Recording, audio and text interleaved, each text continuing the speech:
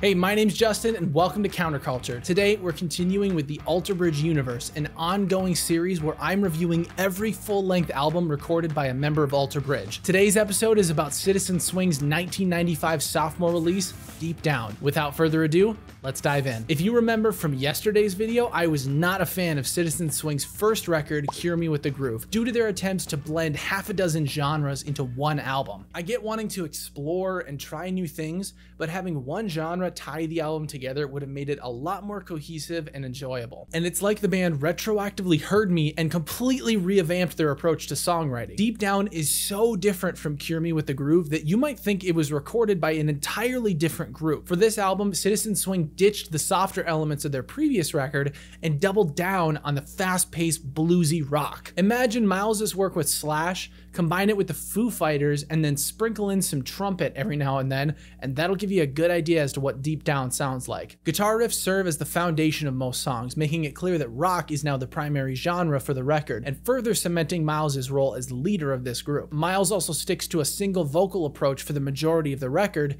tying each song together infinitely more than the previous release. This version of Myles is way closer to the version that we know today, so the mystery of how he transitioned from an R&B singer to a rock power vocalist is suddenly a lot clearer. However, he still isn't quite at Alter Bridge level yet. He manipulates his lower range a lot in an effort to add extra tone and power, and while it doesn't sound bad, it does sound forced and unnatural. Also, he sticks in his lower range for most of the songs, only jumping up to high notes at key moments. His high range just wasn't as developed at this point, and some of the biggest belts sound a little pained. Listen to the last track, Can't Complain, if you want to hear what I'm talking about. Myles actually discussed his journey towards developing a healthy high range in an interview with Rick Beato, which I strongly recommend you check out if you haven't yet. It's a fantastic video. Myles' vocals weren't the only changes made on this album. The drummer, whose last name is like impossible to pronounce, so I'm not even gonna try, sounds radically different on this record, but sometimes in a bad way. His drumming is looser and dirtier to match the genre,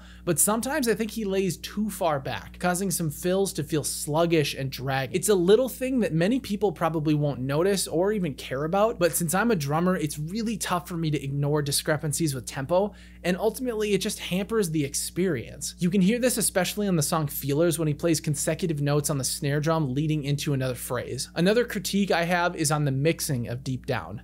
It's not as polished as the previous record, though I can forgive that due to the context of the album. However, I found the lower end to be severely lacking and practically on the verge of non-existent. At first, I wondered if it was just because of my headphones, but after I tried a few sets, I determined that this record is just missing a strong low-end presence. Cranking the bass up by a couple decibels or maybe changing its tone would have balanced the mix and filled out this album's sound from the bottom up. But I will say, mixing is always subjective, so if you have a different opinion regarding the production of this record, let me know down in the comments. Even though Deep Down is the same length and number of tracks as Cure Me With The Groove, it is a wildly different listening experience. I enjoyed myself so much more, and I can actually envision myself seeking out songs like Fly, Pacify, Forgive, and Now Till Then going forwards. The record, while remaining faithful to alternative blues rock, experiments with some funky ideas, especially towards the end of the record. The closing song actually reminded me of Big Wreck yet again, and now I'm really hoping for a collaboration between Myles Kennedy and Ian Thornley if there hasn't been one already. There were a few dips in energy and quality, but that's forgivable considering the album was an extreme departure from the group's initial approach. Maybe in another universe,